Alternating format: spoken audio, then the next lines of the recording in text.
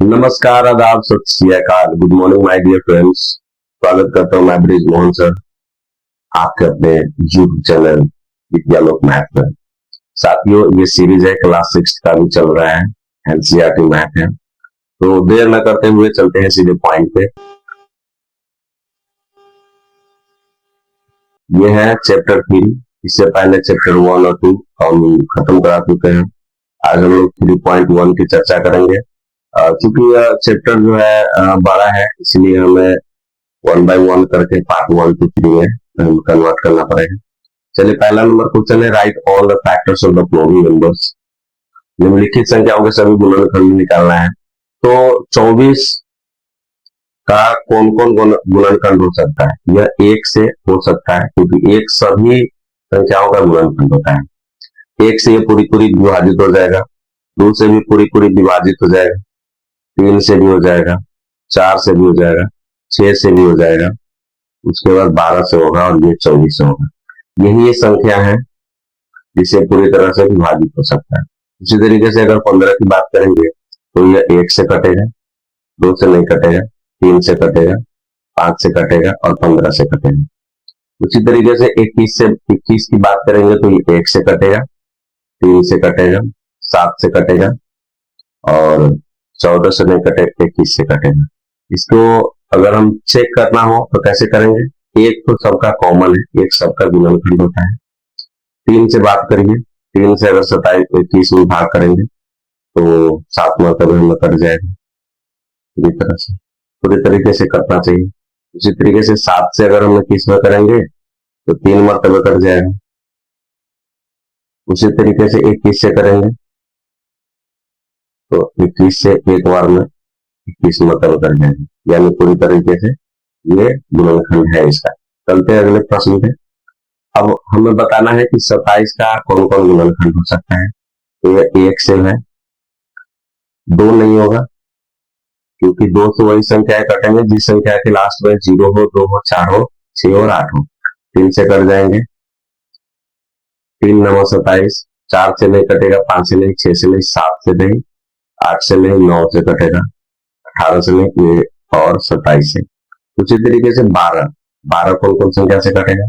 1 से कटेगा, 2 से कटेगा, 3 से भी कटेगा, 4 से भी कटेगा, 6 से भी कटेगा और 12 से कटेगा। इसी तरीके से 20 कौन कौन संख्या से कट सकता है? तो 1 से कटेगा, अर्थात इसका कौन कौन गुणनखंड है? तो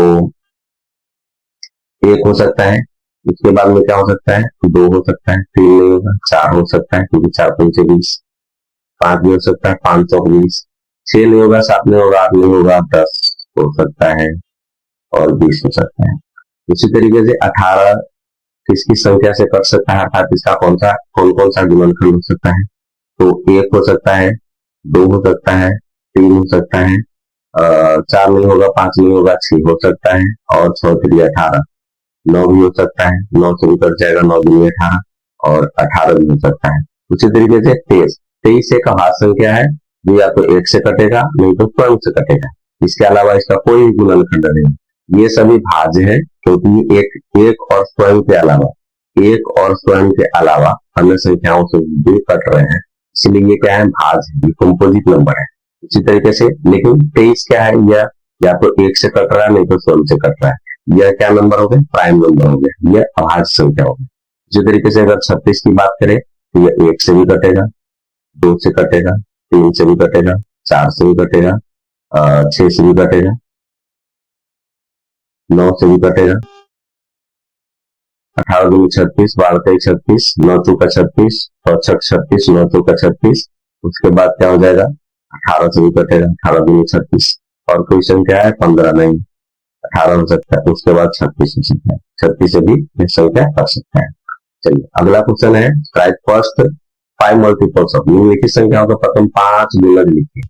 तो गुणज जो होते हैं बड़ा होते हैं, गुणज आगे की तरफ होते हैं, इसके पहाड़ा लेके होते हैं, और फैक्टर्स जो होते हैं पीछे की तरफ होते हैं। अंतिम संख्या जो होते हैं उसका लास्ट फैक्टर होता है, लास्ट में गुणनखंड होता है। तो यहाँ पे क्या देख रहे हो? 5 का क्या क्या 5 हो सकता है? तो 5 10 20, प्रथम 5, 5 से शुरू करेंगे, 5 10 15 20 25। आप यहाँ क्या देख रहे हैं, पहाड़ा। अगर 10 बोले तो 5 का पहाड़ा लिख दो, 20 बोले तो बढ़ाते जाओ 5 तक। इसी तरीके से 8 का निकालना होगा तो क्या होगा, 8 होगा, 16 होगा, 24 होगा, 25 होगा, इसके बाद 40 होगा। 9 का निकालना हो तो 9 होगा, 18 होगा, 27 हो सकता है, 36 हो सकता है, उसके बाद 45 होगा। क्योंकि प्रथम 5 है इसलिए हमने प्रथम 5 निकाले। अब हमें मिलान करना है, कॉलम 1 को कॉलम 2 से हमें मिलान करना है। इसमें ये देखा गया है कि 35 8 का गुणज है, नहीं है। 7 का है, 70 का गुणज है, 35 गुना 70, हाँ ये हो सकता है। ये क्या हो सकता है, मल्टीपल ऑफ 20 है, तो 35 गुना 70। अब चलिए 15 पर है, 15 8 का गुणज है, 7 का गुणज है, 30 का गुणनखंड है, 30 का गुणनखंड तो हो सकता है, यस। तो ये हो सकता है 30 का 8 और 30। उसके बाद में 16 के बारे में कह रहा है, ये 16 क्या है भाई, 16 8 का गुणज है, बिल्कुल है, 8 गुने 16 होता है। 20 क्या हो सकता है, 50 का गुणनखंड या 20 का गुणनखंड, हाँ 20 स्वयं का भी, प्रत्येक संख्या स्वयं का भी गुणनखंड होता है। इसके बाद 25 के बारे में, तो 25 50 का गुणनखंड है, बिल्कुल है जी, फैक्टर ऑफ 50 है। चलिए अब हम चलते हैं क्वेश्चन नंबर लास्ट तरफ। 9 के सभी गुणज ज्ञात कीजिए जो 100 से कम।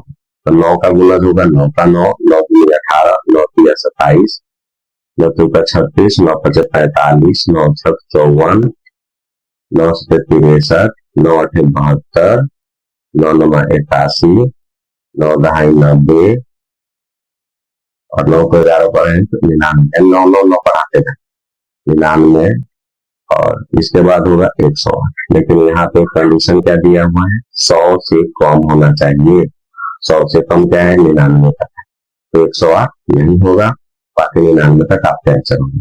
तो अगर आपको किसी भी प्रकार की समस्या है समझने में तो आप कमेंट में बताइए, आपको पूरी तरह से हेल्प किया जाएगा। या आप हमारे व्हाट्सएप नंबर 95 223